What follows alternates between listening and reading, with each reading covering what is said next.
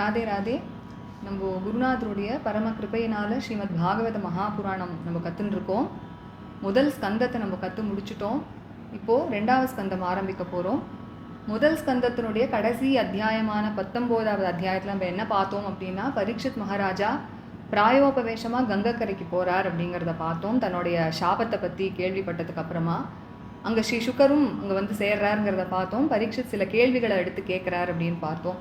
என்ன கேள்விகள் அப்படின்னா, ஒரு மரண தருவாயில் இருக்கக்கூடியவன் என்ன பண்ணணும் அப்படிங்கிறதும், அவன் எதை கேட்கணும், அவன் யாரை நினைக்கணும் அப்படிங்கிற கேள்விகள்லாமும், அதே மாதிரி அவன் என்ன பண்ணக்கூடாது அப்படிங்கிறதெல்லாமும் கேட்டார் அப்படிங்கிறத பார்த்தோம். இப்போ இந்த ரெண்டாவது ஸ்கந்தம் ஆரம்பிக்கும் பொழுதே முதல் அத்தியாயத்தில் ஸ்ரீ சுகர் ஆரம்பிக்கும் பொழுதே முதல்ல பரீட்சித்தினுடைய கேள்வியை புகழ்ந்து பேசிட்டு அப்புறமா பதில் சொல்ல ஆரம்பிக்கிறார்.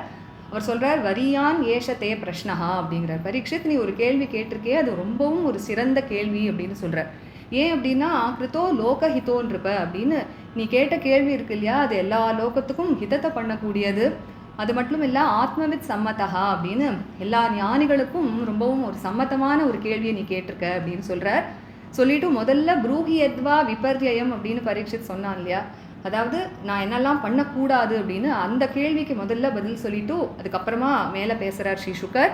முதல்ல சொல்கிறார், ஸ்ரோதவ்யாதீனி ராஜேந்திர நிருணாம் சந்தி சஹசிரஷா அப்படிங்கிறார்.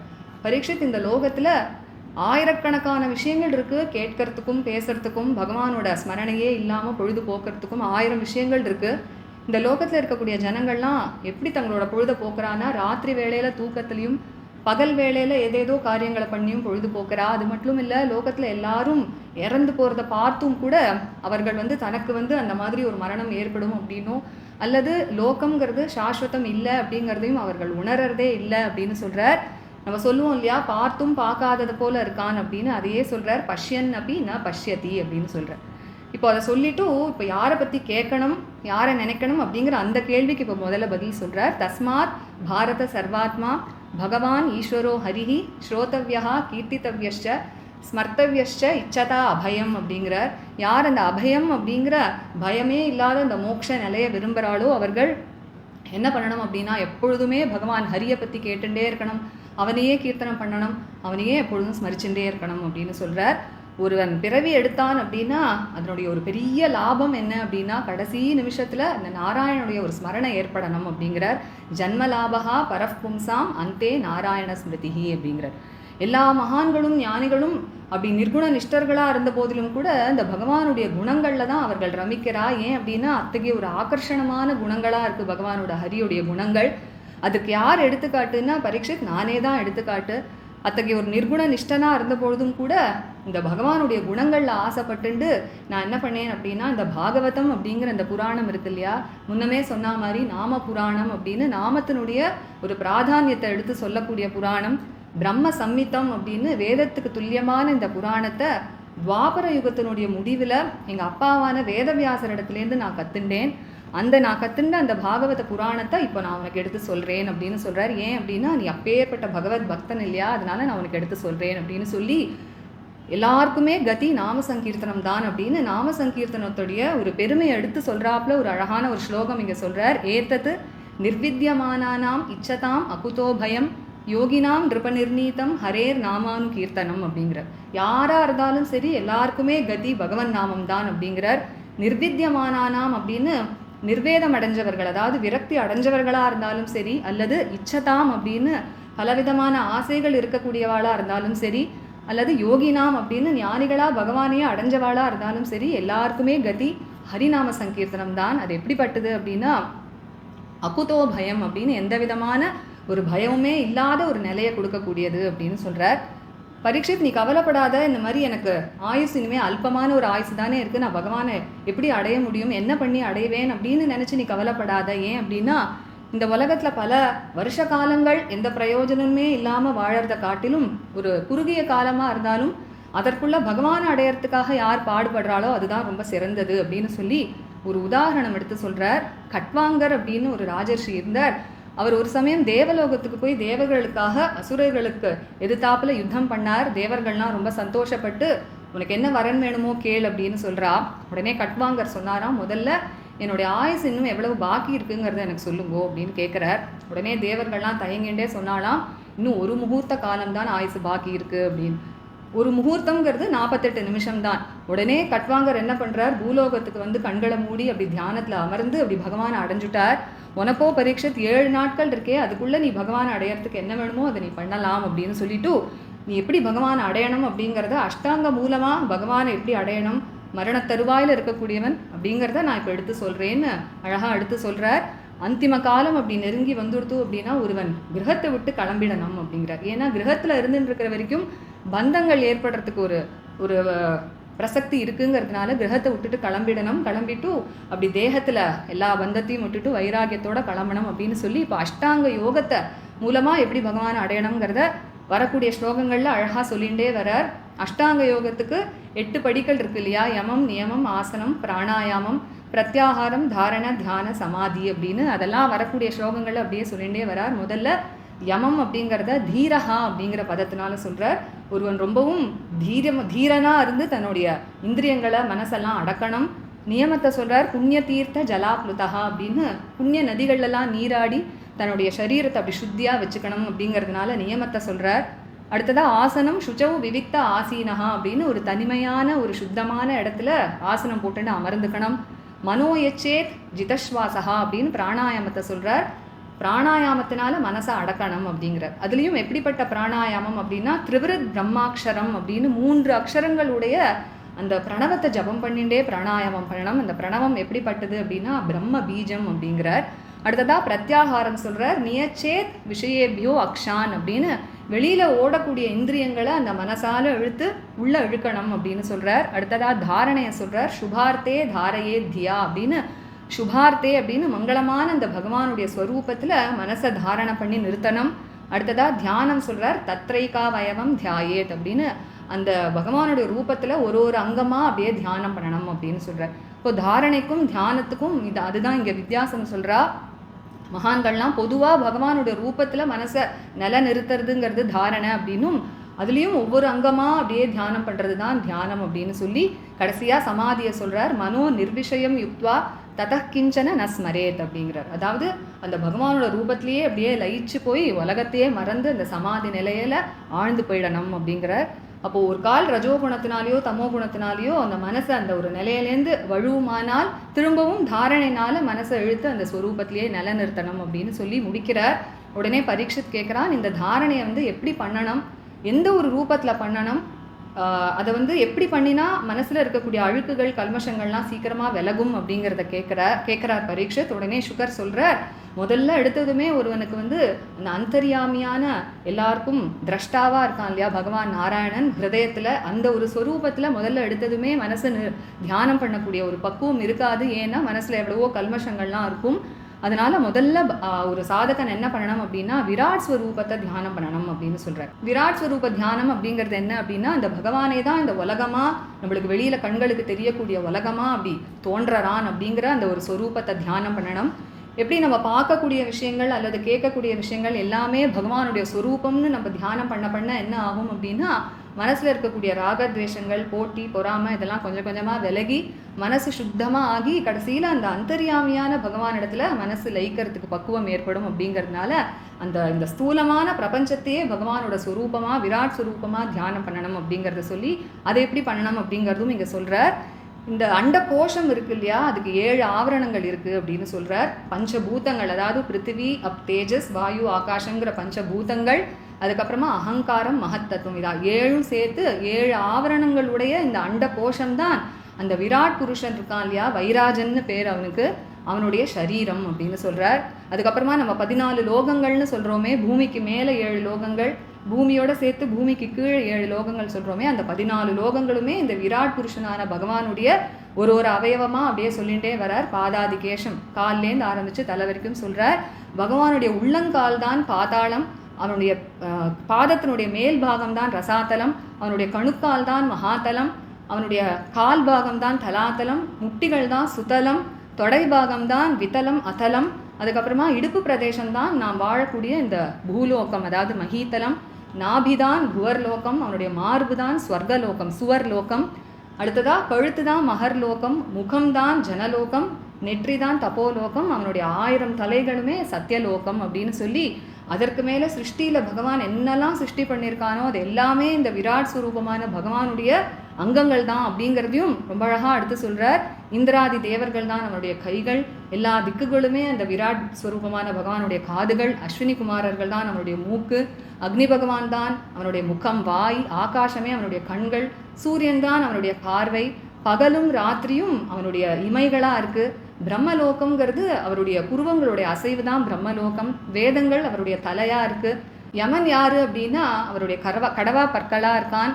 ஹாசம் அப்படிங்கிற அந்த பகவானுடைய சிரிப்பு என்னது அப்படின்னா ஹாசோ ஜனோன்மாத கரீச்ச மாயா அப்படின்னு எல்லாரையும் இந்த மயக்கக்கூடிய மாயை தான் பகவானுடைய சிரிப்பு அப்படிங்கிறார். அவனுடைய கட்டாட்சம் தான் இந்த முடிவே இல்லாத சிருஷ்டிக்கு காரணமாக இருக்குது. மேல் உதடு தான் வெட்கம், கீழ் உதடு தான் லோபம், அதாவது பேராசை. அவனுடைய மார்பு தான் தர்மம், பின்புறம் தான் அதர்மம். வாயு பகவானே அவருடைய மூச்சு காற்றா இருக்கார். அவனுடைய எல்லா சமுத்திரங்களும் அவருடைய வயிறாக இருக்குது. எல்லா மலைகளும் அவருடைய எலும்புகள், எல்லா நதிகளும் அவருடைய நரம்புகள், நாடிகள். அப்புறம் மரங்கள்லாம் அவருடைய ரோமங்கள், மேகங்கள்லாம் அவருடைய கேசங்களாக இருக்குது. சந்தியா காலம்னு சொல்கிறோமே, கார்த்தாலையும் சாயந்தரமும், அதுதான் பகவானுடைய வஸ்திரமாக இருக்குது. குதிரை, யானை, ஒட்டகம் போன்ற மிருகங்கள்லாம் அவருடைய நகங்களாக இருக்குது. அதுக்கப்புறம் ரொம்ப அழகாக ஒரு விஷயம் சொல்கிறார். பறவைகள்லாம் என்ன அப்படின்னா தத் வியாக்கரணம் விசித்திரம் அப்படின்னு பகவானுடைய அழகான சில்ப நைபுணம், அதாவது கலை உணர்வை எடுத்து காமிக்கக்கூடியதாக இருக்கான் பறவைகள்லாம். ஏன்னா அப்படி விசித்திரமான வர்ணங்களில் அழகழகாக படைச்சிருக்கார் இல்லையா பகவான், அதனால சொல்கிறார். அதுக்கப்புறமா கந்தர்வ வித்யாதரர்கள், சாரணர்கள், அப்சரஸ்கள் இவர்கள்லாம் யார் அப்படின்னா பகவானுடைய சப்தஸ்வரத்தில் இருக்கக்கூடிய ஞானத்தை காண்பிக்கக்கூடியவர்களாம். சந்திரனே அவனுடைய மனசு, ருத்ரனே அந்தகரணமாக இருக்கான், சுவாயம்புவ மனுவே புத்தியாக இருக்கார். இந்த விராட் பகவானுடைய வாசஸ்தானம், அதாவது அவருடைய இருப்பிடம் என்ன அப்படின்னா மனுஜோ நிவாசகா அப்படின்னு எல்லா மனுஷர்கள் தான் அவருடைய இருப்பிடம் அப்படின்னு சொல்கிறார். அதனால தான் மகான்கள்லாம் நம்மளை எல்லாரையுமே பகவானாக பார்க்கணும், எல்லா மனுஷர்களுமே அப்படிங்கிறத திரும்ப திரும்ப எடுத்து சொல்கிறா. அதுக்கப்புறமா 4 வர்ணங்கள் சொல்கிறோம் இல்லையா, பிராமணர்கள், க்ஷத்ரியர்கள், வைஷ்யர்கள்னு. அவர்கள்லாம் யார் அப்படின்னா பகவானுடைய முகம், தோள்கள், புஜங்கள், தொடை, கால் பாகமாக இருக்கா அப்படின்னு சொல்லி முடிச்சுட்டு இப்போ ஸ்ரீ சுக்கர் சொல்கிறார், பரீட்சித் இந்த விராட் பகவானை எப்படி தியானம் பண்ணணும் அப்படிங்கிறத நான் உனக்கு எடுத்து சொன்னேன். இதை தவிர இந்த உலகத்தில் வேறு எதுவுமே இல்லை அப்படின்னு சொல்லி, எப்படி ஒருவன் சொப்பனத்தில் தன்னையே பலவிதமாக பார்க்குறானோ அது மாதிரி பகவான் ஒருவன் தான் இருக்கான். அவன் தன்னையே அப்படி பல ஜீவன்களுடைய புத்தி மூலமாக தன்னையே பலவிதமாக பார்த்துக்கிறான் அப்படின்னு சொல்லி இப்போ முடிக்கிறச்சே சொல்கிறார். அந்த சத்தியவஸ்துவான பகவானை, ஆனந்தத்துக்கெல்லாம் நிதியாக இருக்கக்கூடிய பகவானையே ஒருவன் எப்பொழுதும் நினச்சிட்டே இருக்கணும் அப்படிங்கிற அர்த்தம். சத்தியம் ஆனந்த நிதிம் பஜேத, வேற எதையுமே அவன் நினைக்கக்கூடாது. ஏன் அப்படின்னா தன்னுடைய ஆத்மாவானது கீழ் நோக்கி போகிறதுக்கு அது ஒரு காரணமாக ஆயிடுறது அப்படிங்கிறார். நானியத்திர சஜ்ஜேத் யத ஆத்ம பாத்தகா அப்படின்னு சொல்லி ரொம்ப அழகாக இந்த அத்தியாயத்தை முடிக்கிறார். இதோட இந்த முதல் அத்தியாயம் பூர்த்தியாகுது. நம்ம எப்பொழுதும் போல் நம்ம இந்த முதல் அத்தியாயத்தை நம்ம கற்றுக்க ஆரம்பிக்கலாம். ராதே ராதே. गोपिका जीवनस्मरणं गोविंदा गोविंदा, सद्गुरुनाथ महाराज की जय। कलये सुंदराकारं सदैकप्रियदर्शनम्, अज्ञाननाशकं देवं सद्गुरुं मुरलीधरं, मुरलीमण्डितकरकमलं मुनिजनमोहनं, व्यत्यस्तपादं वनमालाधारिणं, प्रेमभक्तमण्डलनित्यकीर्तितं श्रीप्रेमिकवरदम् आश्रयेऽहम्।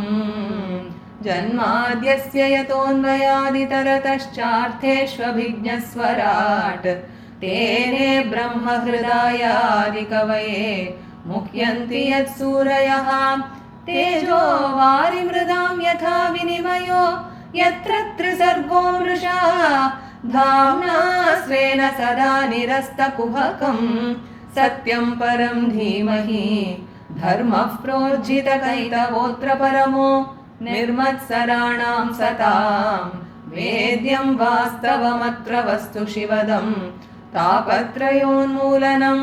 श्रीमद्भागवते महामुनिकृते किं वा परैरीश्वरः, सद्यो हृद्यवरुध्यतेऽत्र कृतिभिः, शुश्रूषुभिस्तत्क्षणात् निगमकल्पतरोर्गलितं फलं, शुकमुखादमृतद्रवसंयुतं पिबत भागवतं रसमालयं।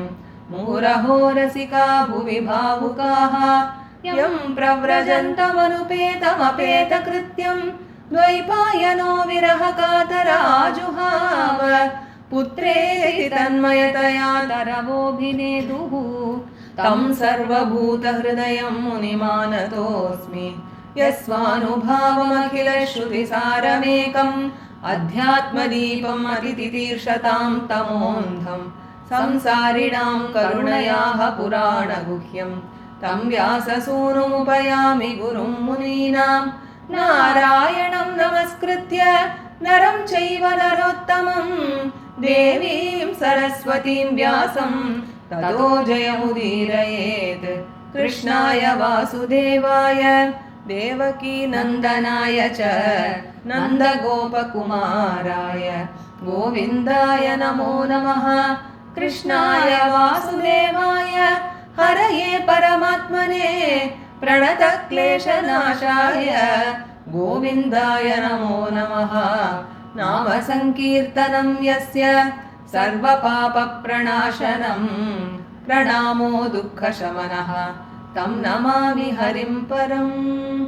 गोपिका जीवनस्मरणं गोविन्द गोविन्द। सद्गुरु महाराज की जय। द्वितीयस्कन्धः अथ प्रथमोऽध्यायः। श्रीशुक उवाच श्रीशुक उवाच वरीयान् एष ते प्रश्नः वरीयान् एष ते प्रश्नः वरीयान् एष ते प्रश्नः कृतो लोकहितं नृप कृतो लोकहितं नृप कृतो लोकहितं नृप आत्मवित्सम्मतः पुंसाम् आत्मवित्सम्मतः पुंसाम् आत्मवित्सम्मतः पुंसाम् श्रोतव्यादिषु यः परः श्रोतव्यादिषु यः परः श्रोतव्यादिषु यः परः श्रोतव्यादीनि राजेन्द्र श्रोतव्यादीनि राजेन्द्र श्रोतव्यादीनि राजेन्द्र नृणां सन्ति सहस्रशः नृणां सन्ति सहस्रशः नृणां सन्ति सहस्रशः अपश्यताम् आत्मतत्त्वम् अपश्यताम् आत्मतत्त्वम् अपश्यताम् आत्मतत्त्वम् गृहेषु गृहमेधिनां गृहेषु गृहमेधिनां गृहेषु गृहमेधिनां निद्रया ह्रियते नक्तं निद्रया ह्रियते नक्तं निद्रया ह्रियते नक्तं व्यवायेन च वावयः व्यवायेन च वावयः व्यवायेन च वावयः दिवाचार्थे हया राजन् दिवाचार्थे हया राजन् दिवाचार्थे हया राजन् कुटुम्बभरणेन वा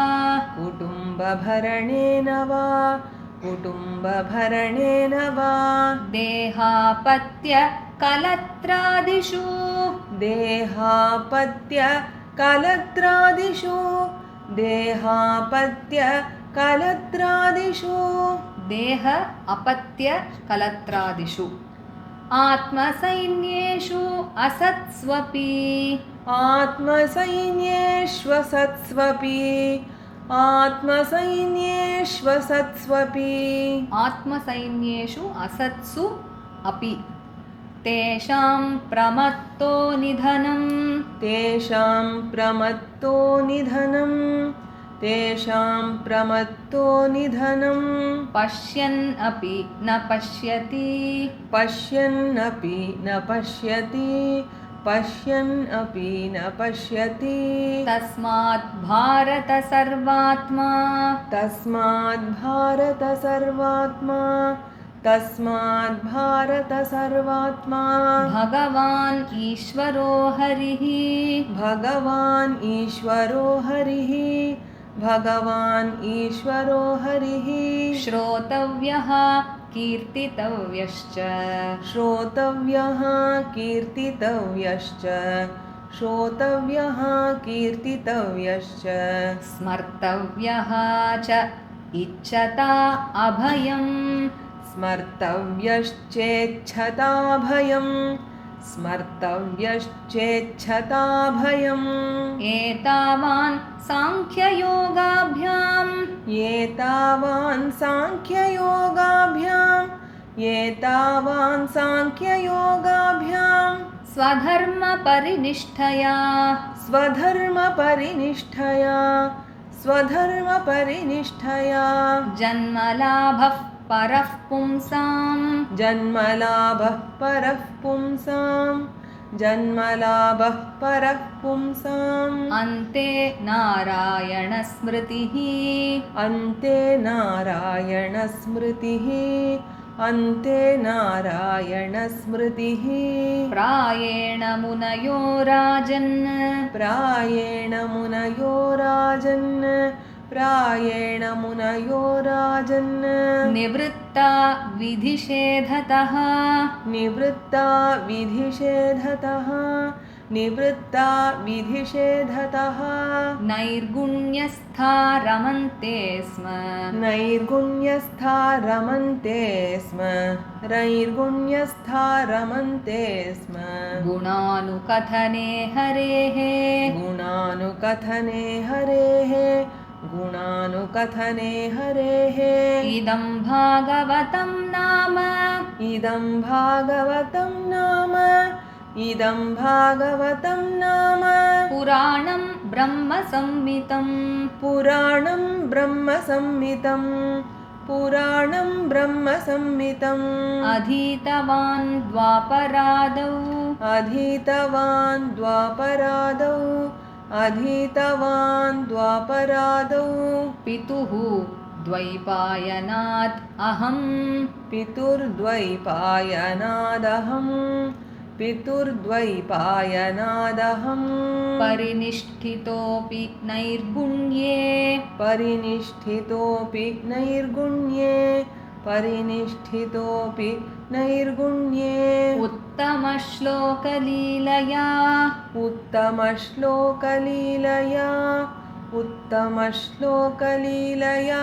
गृहीतचेता राजर्षे गृहीतचेता राजर्षे गृहीतचेता राजर्षे आख्यानं यद् अधीतवान् आख्यानं यदधीतवान् आख्यानं यदधीतवान् तदहं तेऽभिधास्यामि तदहं तेऽभिधास्यामि तदहं तेऽभिधास्यामि महापौरुषिको भवान् महापौरुषिको भवान् महापौरुषिको भवान् यस्य श्रद्धधताम् आशु यस्य श्रद्धधतामाशु यस्य श्रद्धधतामाशु स्यान्मुकुन्दे मतिः सति स्यान्मुकुन्दे मतिः सति स्यान्मुकुन्दे मतिः सति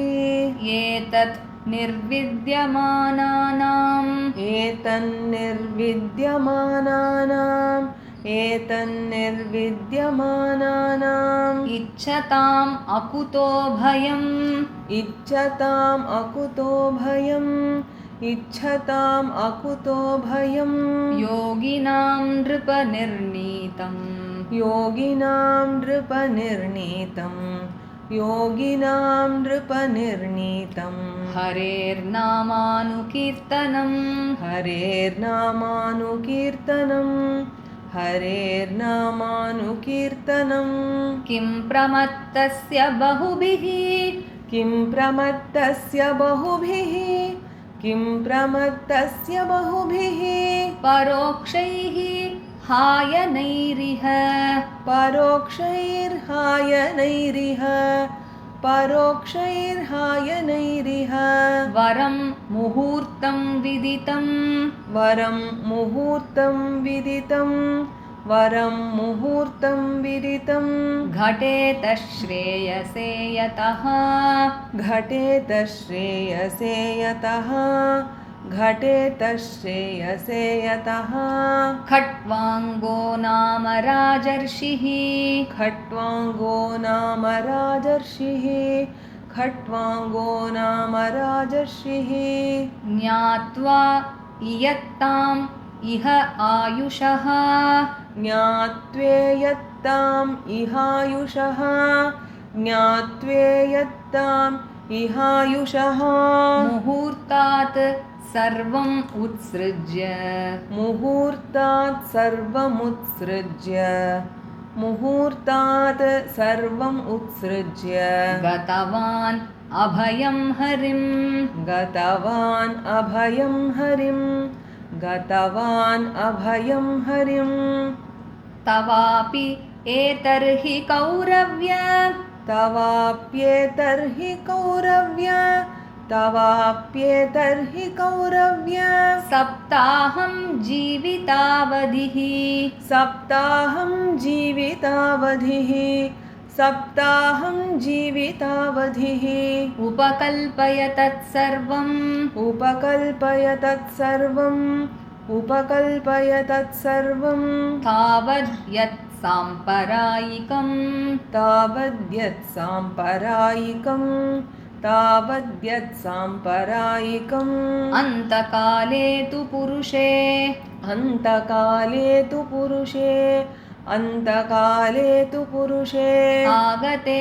गतसाध्वसः आगते गतसाध्वसः आगते गतसाध्वसः छिन्द्यात् असङ्गशस्त्रेण छिन्द्याद् असङ्गशस्त्रेण छिन्द्याद् असङ्गशस्त्रेण स्पृहां देहेनु ये च तं स्पृहां देहेनु ये च तं स्पृहां देहेनु ये च तं गृहात् प्रव्रजितो धीरः गृहात् प्रव्रजितो धीरः गृहात् प्रव्रजितो धीरः पुण्यतीर्थजलाप्लुतः पुण्यतीर्थजलाप्लुतः पुण्यतीर्थजलाप्लुतः शुचौ विविक्त आसीनो शुचौ विविक्तासीनो शुचौ विविक्तासीनो विधिवत् कल्पितासने विधिवत् कल्पितासने विधिवत् कल्पितासने अभ्यसेन् मनसा शुद्धम् अभ्यसेन् मनसा शुद्धम् अभ्यसेन् मनसा शुद्धम् त्रिवृत् ब्रह्माक्षरं परम् त्रिवृद् ब्रह्माक्षरं परम् त्रिवृद् ब्रह्माक्षरं परम् मनो यच्छेत् जितश्वासो मनो यच्छेत् जितश्वासो मनो यच्छेत् जितश्वासो ब्रह्मबीजम् अविस्मरन् ब्रह्मबीजम् अविस्मरन् ब्रह्मबीजम् अविस्मरन् नियच्छेत् विषयेभ्योक्षान् नियच्छेत् विषयेभ्योक्षान् नियच्छेत् विषयेभ्योक्षान् मनसा बुद्धिसारथिः मनसा बुद्धिसारथिः मनसा बुद्धिसारथिः मनः कर्मभिः आक्षिप्तम् मनः कर्मभिराक्षिप्तं मनः कर्मभिराक्षिप्तं शुभार्थे धारयेत् धिया शुभार्थे धारयेद्धिया शुभार्थे धारयेद्धिया तत्र एक अवयवं ध्यायेत् तत्र एक अवयवं ध्यायेत् तत्रैकावयवं ध्यायेत् तत्रैकावयवं ध्यायेत् तत्रैकावयवं ध्यायेत् अव्युच्छिन्नेन चेतसा अव्युच्छिन्नेन चेतसा अव्युच्छिन्नेन चेतसा मनो निर्विषयं युक्त्वा मनो निर्विषयं युक्त्वा मनो निर्विषयं युक्त्वा ततः किञ्चन न स्मरेत् ततः किञ्चन न स्मरेत् ततः किञ्चन न स्मरेत् पदं तत्परमं विष्णोः पदं तत्परमं विष्णोः पदं तत्परमं विष्णोः मनो यत्र प्रसीदति मनो यत्र प्रसीदति मनो यत्र प्रसीदति रजस्तमोभ्याम् आक्षिप्तम् रजस्तमोभ्यामाक्षिप्तं रजस्तमोभ्यामाक्षिप्तं विमूढं मन आत्मनः विमूढं मनात्मनः विमूढं मनात्मनः यच्छेत् धारणया धीरो यच्छेद्धारणया धीरो यच्छेद्धारणया धीरो हन्ति या तत्कृतम् अलम् हन्ति या तत्कृतं मलं हन्ति या तत्कृतं मलं यस्यां सन्धार्यमाणायाम्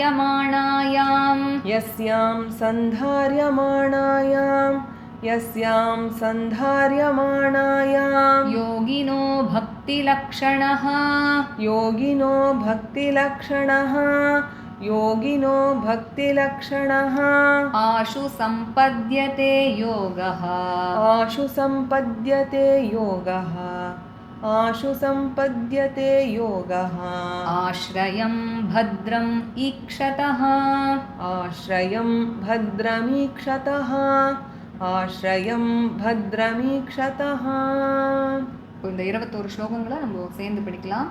ஸ்ரீ சுக உவாச்ச வரியானேஷ தே பிரஷ்னः कृतो लोकहितं नृप आत्मवित् सम्मतः पुंसां श्रोतव्यादिषु यः परः श्रोतव्यादीनि राजेन्द्र नृणां सन्ति सहस्रशः अपश्यताम् आत्मतत्त्वं गृहेषु गृहमेधिनां निद्रया ह्रियते नक्तं व्यवायेन च वावयः दिवाचार्थे हया राजन् कुटुम्बभरणेन वा देहापत्यकलत्रादिषु आत्मसैन्येष्वसत्स्वपि तेषां प्रमत्तो निधनं पश्यन् अपि न पश्यति तस्माद् भारत सर्वात्मा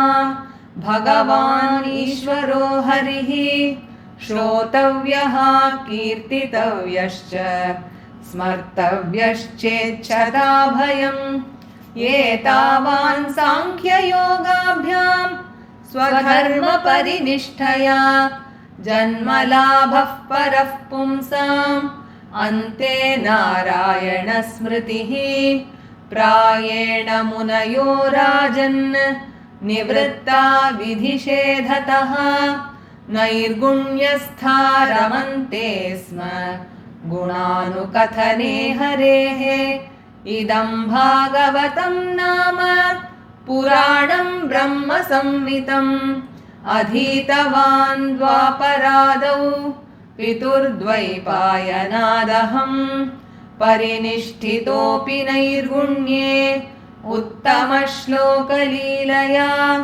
गृहीतचेता राजर्षे आख्यानं यदधीतवान् तदहं तेऽभिधास्यामि महापौरुषिको भवान् यस्य श्रद्धधतामाशु स्यान्मुकुन्दे मतिः सति एतन्निर्विद्यमानानाम् इच्छताम् अकुतो भयम् योगिनां नृपनिर्णीतं हरेर्नामानुकीर्तनं किं प्रमत्तस्य बहुभिः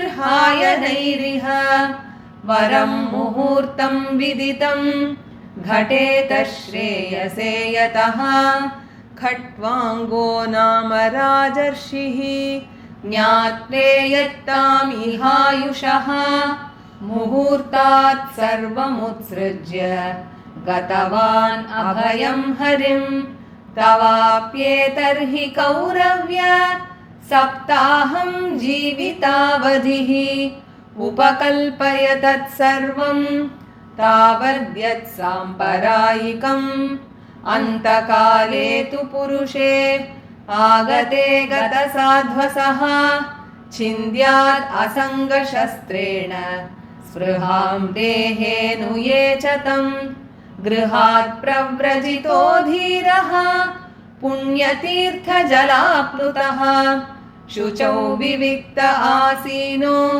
विधिवत् कल्पितासने अभ्यसेन्मनसा शुद्धं त्रिवृद्ब्रह्माक्षरं परं मनो यच्चेज्जितश्वासो ब्रह्मबीजम् अविस्मरन् नियच्छेद्विषयेभ्योक्षान् मनसा बुद्धिसारथिः मनः कर्मभिराक्षिप्तं शुभार्थे धारयेद्धिया तत्रैकावयवं ध्यायेत् अव्युच्छिन्नेन चेतसा मनो निर्विषयं युक्त्वा ततः किञ्चन न स्मरेत् पदं तत्परमं विष्णोः मनो यत्र प्रसीदति रजस्तमोभ्यामाक्षिप्तं विमूढं मनात्मनः यच्छेद्धारणया धीरो हन्ति या तत्कृतं मलं यस्यां सन्धार्यमाणायां योगिनो भक्तिलक्षणः आशु सम्पद्यते योगः आश्रयं भद्रमीक्षतः। राजोवाच राजोवाच यथा सन्धार्यते ब्रह्मन् यथा सन्धार्यते ब्रह्मन् यथा सन्धार्यते ब्रह्मन् धारणा यत्र सम्मता धारणा यत्र सम्मता धारणा यत्र सम्मता यादृशी वा हरेद् आशु यादृशी वा हरेदाशु यादृशी वा हरेदाशु पुरुषस्य मनोमलम् पुरुषस्य मनोमलं पुरुषस्य मनोमलं श्रीशुक उवाच श्रीशुक उवाच जितासनो जितश्वासो जितासनो जितश्वासो जितासनो जितश्वासो जितसङ्गो जितेन्द्रियः जितसङ्गो जितेन्द्रियः जितसङ्गो जितेन्द्रियः स्थूले भगवतो रूपे स्थूले भगवतो रूपे स्थूले भगवतो रूपे मनः सन्धारयेत् धिया मनः सन्धारयेद्धिया मनः सन्धारयेद्धिया विशेषस्तस्य देहोऽयं विशेषस्तस्य देहोऽयं विशेषस्तस्य देहोऽयं स्थविष्ठश्च स्थवीयसाम् स्थविष्ठश्च स्थवीयसां स्थविष्ठश्च स्थवीयसां यत्रेदं दृश्यते विश्वं यत्रेदं दृश्यते विश्वं यत्रेदं दृश्यते विश्वं भूतं भव्यं भवच्च सत् भूतं भव्यं भवच्च सत् भूतं भव्यं भवच्च सत् आण्डकोशे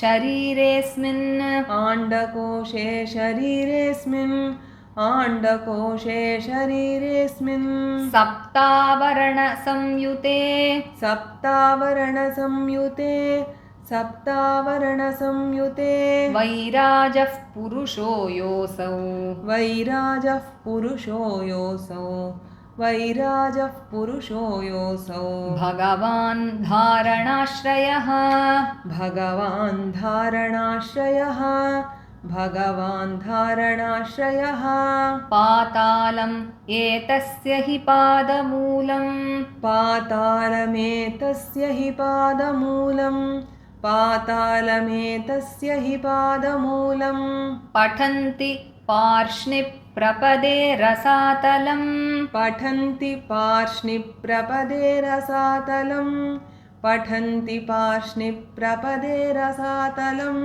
महातलं विश्वसृजोऽथ गुल्फौ महातलं विश्वसृजोऽथ गुल्फौ महातलं विश्वसृजोऽथ गुल्फौ तलातलं वै पुरुषस्य जङ्घे तलातलं वै पुरुषस्य जङ्घे तलातलं वै पुरुषस्य जङ्घे द्वे जानुनि सुतलं विश्वमूर्तेः द्वे जानुनि सुतलं विश्वमूर्तेः द्वे जानुनि सुतलं विश्वमूर्तेः ऊरुद्वयं वितलं चातलं च ऊरुद्वयं वितलं चातलं च ऊरुद्वयं वितलं चातलं च महीतलं तज्जघनं महीपते महीतलं तज्जघनं महीपते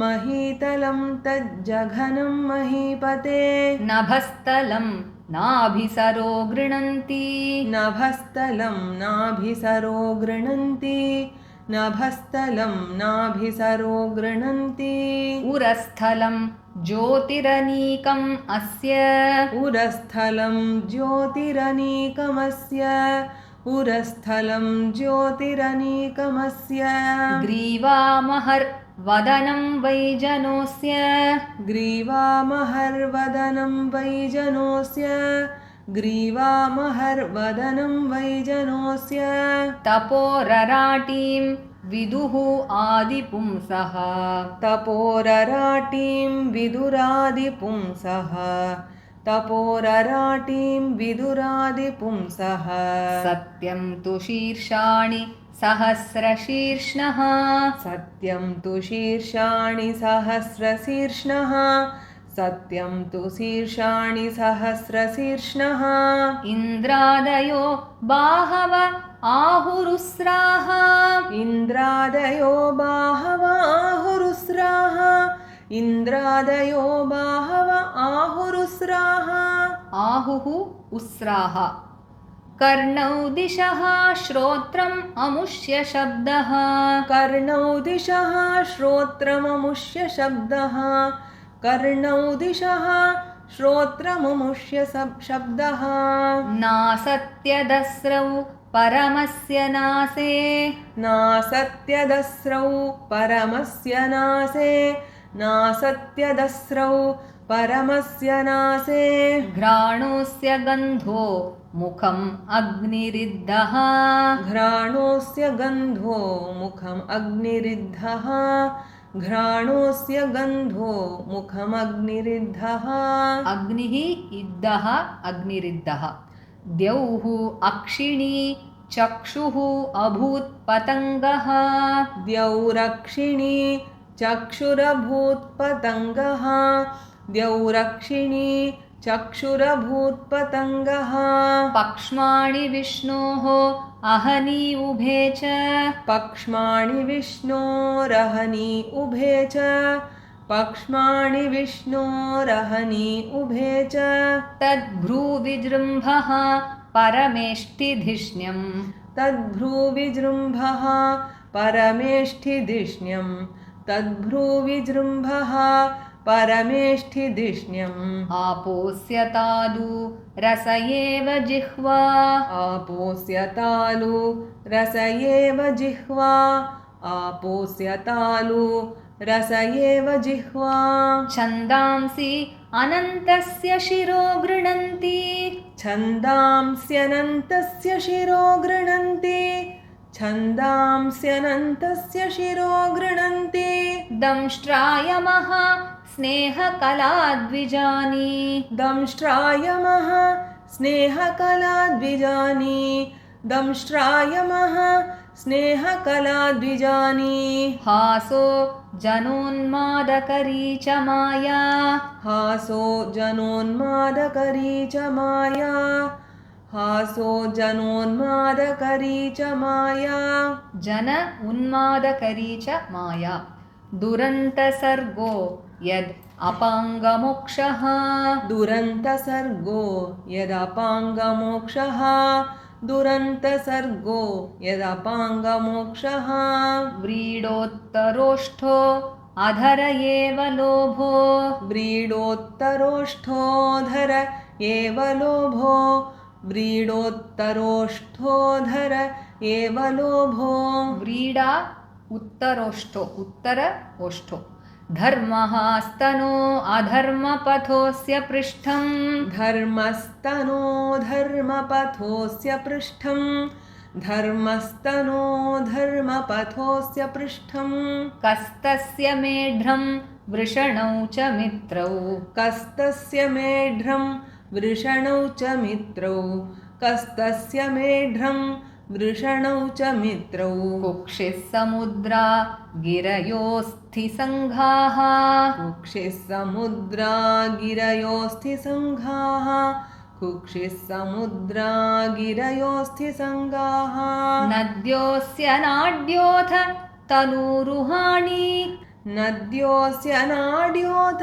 तनूरुहाणि नद्योऽस्य नाड्योऽथ तनूरुहाणि महीरुहा विश्वतनोः नृपेन्द्र महीरुहा विश्वतनोर्नृपेन्द्र महीरुहा विश्वतनोर्नृपेन्द्र अनन्तवीर्यः श्वसितं मातरिश्वा अनन्तवीर्यः श्वसितं मातरिश्वा अनन्तवीर्यः श्वसितं मातरिश्वा गतिर्वयः कर्मगुणप्रवाहः गतिर्वयः कर्मगुणप्रवाहः गतिर्वयः कर्मगुणप्रवाहः ईशस्य केशान् विदुः अम्बुवाहान् ईशस्य केशान् विदुरम्बुवाहान् ईशस्य केशान् विदुरम्बुवाहान् वासस्तु सन्ध्यां कुरुवर्यभुम्नः वासस्तु सन्ध्यां कुरुवर्यभूम्नः वासस्तु सन्ध्यां कुरुवर्यभूम्नः अव्यक्तम् आहुः हृदयं मनश्च अव्यक्तमाहुर्हृदयं मनश्च अव्यक्तमाहुर्हृदयं मनश्च स चन्द्रमाः सर्वविकारकोशः स चन्द्रमाः सर्वविकारकोशः स चन्द्रमा सर्वविकारकोशः विज्ञानशक्तिं महिमामनन्ति विज्ञानशक्तिं महिमामनन्ति विज्ञानशक्तिं महिमामनन्ति सर्वात्मनो अन्तःकरणं गिरित्रम् सर्वात्मनोऽन्तःकरणं गिरित्रम् सर्वात्मनोऽन्तःकरणं गिरित्रम्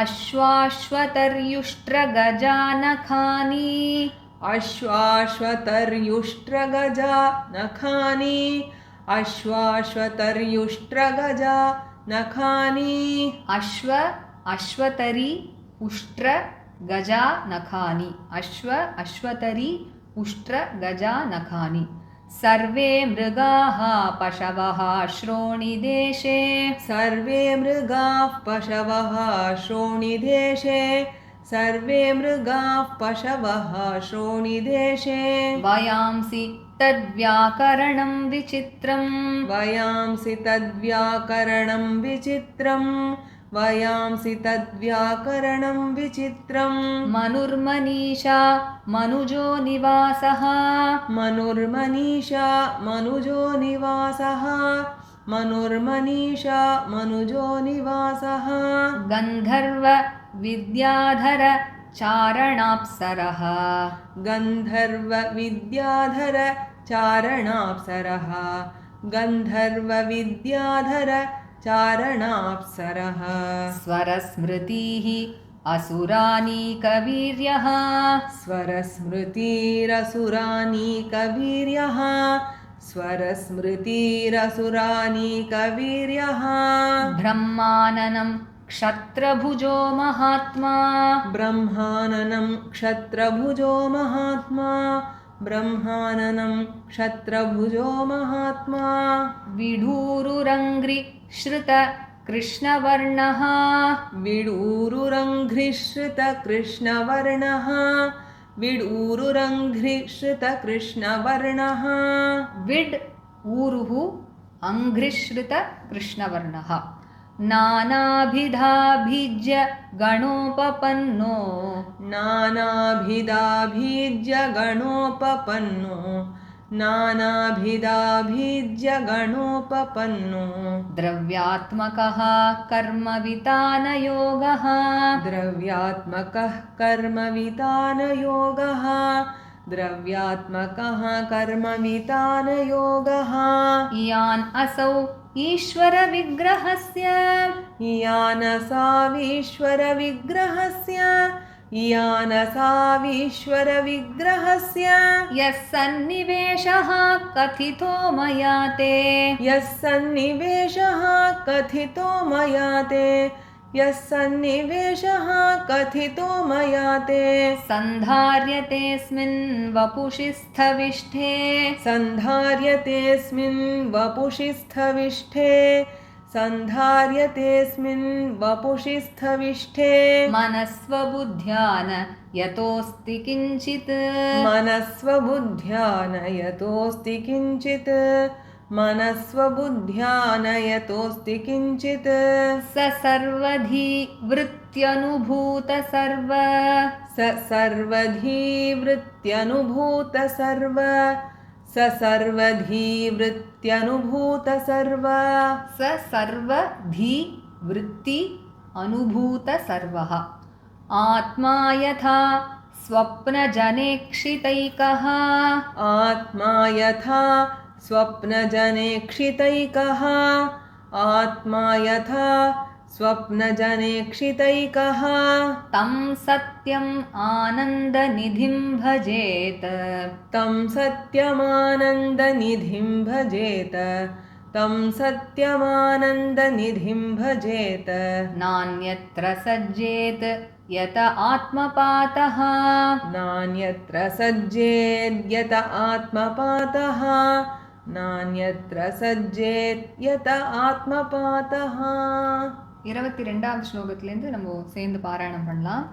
राजोवाच यथा सन्धार्यते ब्रह्मन् धारणा यत्र सम्मता यादृशी वा हरेदाशु पुरुषस्य मनोमलम् श्रीशुक उवाच जितासनो जितश्वासो जितसङ्गो जितेन्द्रियः स्थूले भगवतो रूपे मनः सन्धारयेद्धिया विशेषस्तस्य देहोऽयं स्थविष्ठश्च स्थवीयसाम् यत्रेदं दृश्यते विश्वं भूतं भव्यं भवच्च सत् आण्डकोशे शरीरेऽस्मिन् सप्तावरणसंयुते वैराजः पुरुषो योऽसौ भगवान् धारणाश्रयः पातालमेतस्य हि पादमूलं पठन्ति पार्श्विप्रपदे रसातलं महातलं विश्वसृजोऽथ गुल्फौ तलातलं वै पुरुषस्य जङ्घे द्वे जानुनी सुतलं विश्वमूर्तेः ऊरुद्वयं वितलं चातलं च महीतलं तज्जघनं महीपते नभस्थलं नाभिसरो गृह्णन्ति उरस्थलं ज्योतिरनीकमस्य ग्रीवामहर्वदनं वैजनोऽस्य तपोरराटीं विदुरादिपुंसः सत्यं तु शीर्षाणि सहस्रशीर्ष्णः इन्द्रादयो बाहव आहुरुस्राः कर्णौ दिशः श्रोत्रममुष्य शब्दः नासत्यदस्रौ परमस्य नासे घ्राणोऽस्य गन्धो मुखमग्निरिद्धः द्यौरक्षिणी चक्षुरभूत्पतङ्गः पक्ष्माणि विष्णोरहनि उभे च तद्भ्रूविजृम्भः परमेष्ठिधिष्ण्यम् आपोऽस्य तालूरस एव जिह्वाम् छन्दांस्यनन्तस्य शिरो गृह्णन्ति दंश्रायमस्नेहकला द्विजानि हासो जनोन्मादकरी च माया दुरन्तसर्गो यदपाङ्गमोक्षः व्रीडोत्तरोष्ठोधर एव लोभो धर्मस्तनो धर्मपथोऽस्य पृष्ठं कस्तस्य मेढ्रं वृषणौ च मित्रौ कुक्षिः समुद्रा गिरयोऽस्थि सङ्घाः नद्योऽस्य नाड्योऽथ तनूरुहाणि महीरुहा विश्वतनोर्नृपेन्द्र अनन्तवीर्यः श्वसितं मातरिश्वा गतिर्वयः कर्म गुणप्रवाहः ईशस्य केशान् विदुरम्बुवाहान् वासस्तु सन्ध्यां कुरुवर्यभूम्नः अव्यक्तमाहुर्हृदयं मनश्च स चन्द्रमा सर्वविकारकोशः विज्ञानशक्तिं महिमामनन्ति सर्वात्मनोऽन्तःकरणं गिरित्रम् अश्वाश्वतर्युष्ट्रगजानखानि सर्वे मृगाः पशवः श्रोणिदेशे वयांसि तद्व्याकरणं विचित्रम् मनुर्मनीषा मनुजो निवासः गन्धर्वविद्याधरचारणाप्सरः स्वरस्मृतिरसुरानीकवीर्यः ब्रह्माननं क्षत्रभुजो महात्मा विडूरुरङ्घ्रिश्रुतकृष्णवर्णः नानाभिधाभिज्यगणोपपन्नो द्रव्यात्मकः कर्मवितानयोगः यानसामीश्वरविग्रहस्य यः सन्निवेशः कथितो मया ते सन्धार्यतेऽस्मिन् वपुषे स्थविष्टे मनस्वबुद्ध्या नयतोऽस्ति किञ्चित् स सर्वधीवृत्त्यनुभूत सर्व आत्मा यथा स्वप्नजनेक्षितैकः तं सत्यमानन्दनिधिं भजेत नान्यत्र सज्जेत् यत आत्मपातः श्रीहरये नमः श्रीहरये नमः ஸ்ரீஹரயே நமஹ. இந்த அத்தியாயத்தில் சொல்லியிருக்கிற மாதிரியே நம்ம குருநாதர் நம்ம பார்க்குறது எல்லாமே கிருஷ்ணனுடைய ஸ்வரூபம் அப்படிங்கிற மாதிரி ஒரு அழகான ஒரு மதுர கீதம் எழுதியிருக்கார். அது பெரிய கீர்த்தனமாக இருக்கிறதுனால ஒரே ஒரு சரணம் மட்டும் இங்கே பாடுறோம். காண்பதெல்லாம் கண்ணன் மயமே, காண்பதெல்லாம் கண்ணன் மயமே, கண்களால் காண்பதெல்லாம் கண்ணன் மயமே, கண்களால் காண்பதெல்லாம் கண்ணன் மயமே, கண்ணனை அன்றி வேறொன்றும் கண்டிலனே, கண்ணனை அன்றி வேறொன்றும் கண்டிலனே, காண்பதெல்லாம் கண்ணன் மயமே, விண்ணும் கண்ணனே மண்ணும் கண்ணனே, விண்ணும் கண்ணனே மண்ணும் கண்ணனே, காற்று தீ நீரும் கண்ணனே, காற்று தீ நீரும் கண்ணனே, குணங்களும் கண்ணனே குணாதீதனும் கண்ணனே, குணங்களும் கண்ணனே குணாதீதனும் கண்ணனே, காலமும் கண்ணனே ஞாலமும் கண்ணனே, காலமும் கண்ணனே ஞாலமும் கண்ணனே, காண்பதெல்லாம் கண்ணன் மயமே, கண்களால் காண்பதெல்லாம் கண்ணன் மயமே. இன்னைக்கு நம்ம இந்த அத்தியாயத்தை படித்த ராகம் பூபாலம். இதுக்கு அடுத்ததாக நாளைக்கு அடுத்த செஷனில் நம்ம 2வது அத்தியாயத்தை கற்றுக்கலாம். Radhe Radhe. by the grace of our Guru Maharaj, we have been learning Srimad Bhagavata Mahapuranam, and we have finished learning the first canto, and from today we will be learning the second canto. In the last chapter of the first canto, that is the 19th chapter, we saw that Parikshit, after having learnt about his curse, he went to the banks of river Ganges as Prayopavesham, and Sri Shuka Maharishi arrived there, and Parikshit also asked a few questions like what a person must do when he is on the verge of death, and also what he must listen to, what he must remember and all that, and he had also asked what a person must not do. And so now, in the first chapter of the second canto, Sri Shuka begins by first praising Parikshit for his questions. He says, Variyan eshate prashnaha. He says, Parikshit, you have asked a very wonderful question. He says, Krito loka hito nripa. Because this question is very beneficial to the entire world, and Atmavit sammataha. It is also very much approved by all the jnanis and all the mahans. And so, at the very beginning, Sri Shuka answers that question, that is, Bruhi yadva viparyayam. What I must not do. That question he answers first. He says, in this world, there are thousands and thousands of things to be talked about, to be listened. He says, Shrotavyadini Rajendra Nrinam Santi Sahasrashaha. The people of this world, they waste their time during the nights in sleep and the daytime doing various activities.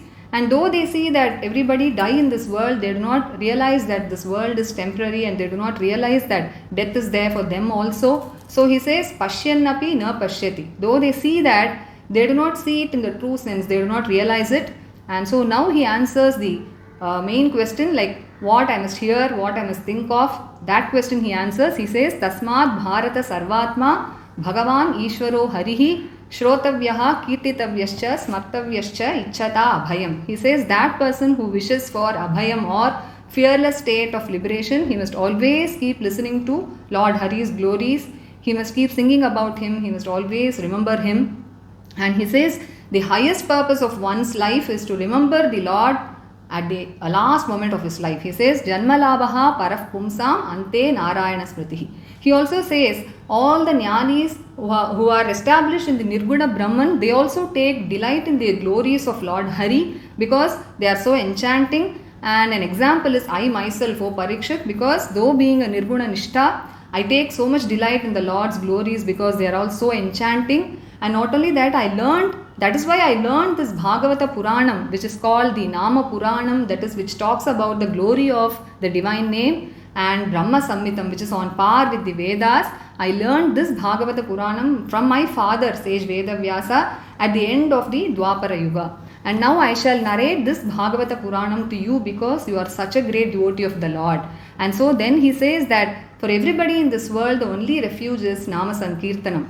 He says a very beautiful shloka which talks about the greatness of Nama Sankirtanam. He says, Etan nirvidyamananam ichchatam akuto bhayam yoginam nripanirnitam harer namanukirtanam. He says, whoever it may be it those who have already attained dispassion from this world, or be it those who have all the desires, or be it the jnanis, that is yoginam.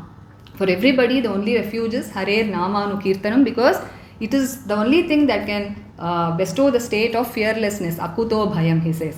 So Parikshit, don't worry that you have only a very short lifespan left ahead of you, and don't think how I can attain God, because what is the purpose of living for so many years in this world without any purpose? Whereas even if a short time is spent in striving to attain for God, that is very supreme. So he says, he gives an example of a king called Katvanga. He says, there was a king, Rajarishi. He was a Rajarishi called Katvanga. He once went to the Swarga Loka and he fought for the sake of Devas against the Asuras. And the Devas were extremely pleased with Katvanga and they asked him to ask a boon. And Katvanga said, first please tell me how much of lifespan is left for me. And the Devas told him very hesitatingly, they said only one Muhurta is left. A Muhurta is actually only 48 minutes. So immediately Katvanga came to Bhuloka, he meditated upon Lord Hari and immediately attained the feet of Lord Hari. Whereas for you, Parikshit, you have 7 long days and you can entirely use them to attain Bhagavan, he says. So now I will tell you how to attain Bhagavan through Ashtanga Yoga. He says a person who is on the verge of death must leave home and give up all attachment to his body, because as long as a person lives in home, he is bound to get attached to many things. So he must leave home, and then in the following verses, Sri Shuka tells him how to do the Ashtanga Yoga. He says first about the 8 steps are Yama, Niyama, Asana, Pranayama, Pratyahara, Dharana, Dhyana and Samadhi are the 8 steps of yoga. And in the following verses, he keeps listing one by one. He says Yama, Dhiraha. He says a person must very boldly control all his senses and mind. And then Punya Tirtha Jalaplutaha. He says he must take bath in the holy rivers and maintain external purity, and that is Niyamam. And then he says Shuchau Vivikta Asinaha. He must choose a very secluded and clean spot and be seated in an asana there. So that is Asanam. And then about Pranayama, he says Mano Yachet Jitashvasaha. He must control the mind through Pranayama, that is by controlling his breath. And that too, the Pranayama, he must do along with the Japa of the Pranava. Trivrit Brahmaksharam Param. He says this Pranava has 3 Aksharas and is called the Brahma Bijam. So he must chant that. And then about Pratyaharam, he says Niyachet Vishayebhyo Akshan. He must control his senses from the external sense objects and he must pull it inwards, he says. And for Dharana, he says Shubharte Dharayet Dhya. He must fix the mind on the very auspicious form of the Lord, and that is Dharana. And then for Dhyanam, he says Tatraika Vayavam Dhyayet. He must meditate upon each and every part of the Lord. So Dharana is to just generally fix the mind on the form of the Lord, whereas Dhyanam is to fix the mind and meditate upon each and every part of the Lord. And then for Samadhi, he says Mano Nirvishayam Yuktva Tatah Kinchana Nasmaret. Having totally immersed in the blissful form of the Lord, he must forget the entire world, he says. And if the mind wavers from that state due to Rajoguna or Tamoguna, then he must again pull the mind through Dharana and again fix it on the form of the Lord. And now Parikshit asks a question. He says, how should this Dharana be done? And what form should I do this Dharana? And how, if it is performed, will it cleanse my mind of all the impurities very fast, he asks. So Sri Shuka again answers. He says, at the very outset, a person cannot meditate upon the Antaryami, that is the indweller of every soul, who is Lord Narayana. So what he must do is, he must first meditate upon the Virat Swarupam of Bhagavan. This Virat Swarupam is nothing but the external manifestation of Bhagavan in the form of this material universe, the gross universe. And as long as a person starts meditating upon the universe as the form of God, what happens is all his impurities in the mind, like likes and dislikes, jealousy, hatred, they all vanish and it becomes very pure. And then he becomes eligible to fix his mind on the Antaryam. And so he now teaches how to do this Virat Swarupa Dhyanam. He says this Andakosham or the cosmic egg has 7 sheaths. That is the 5 bhutas, Prithvi, Ap, Tejas, Vayu, Akasha and Ahankaram and Mahatattva together form the 7 sheaths of the Andakosham or the cosmic egg. And this forms the body or Shariram of the Virat Swarupa Bhagavan, who is called as Vairaja. And then he says the 14 lokas, the 14 worlds which we talk about, are the various parts of the Lord, beginning from his feet to his head. And he describes that in detail. He says the soles of Bhagavan's feet is Patalam, the upper part of his feet is Rasatalam, the ankle is Mahatalam, the leg portion is Talatalam, the knees are Sutala, the thighs are Vitala and Athala, the hip region is Bhuloka or Mahitala, the place which we are living in.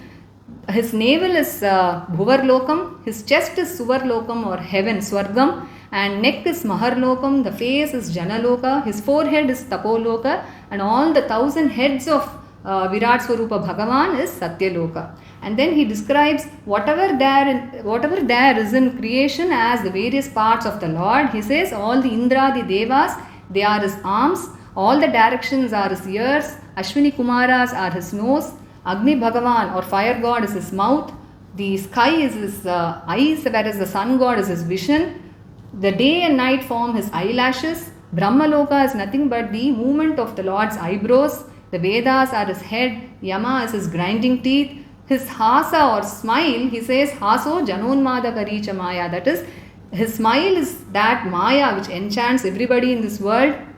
His kataksham or his sidelong glances is the unending creation. His upper lip is bashfulness, his lower lip is greed, and then he says his chest is dharma while his back is adharma.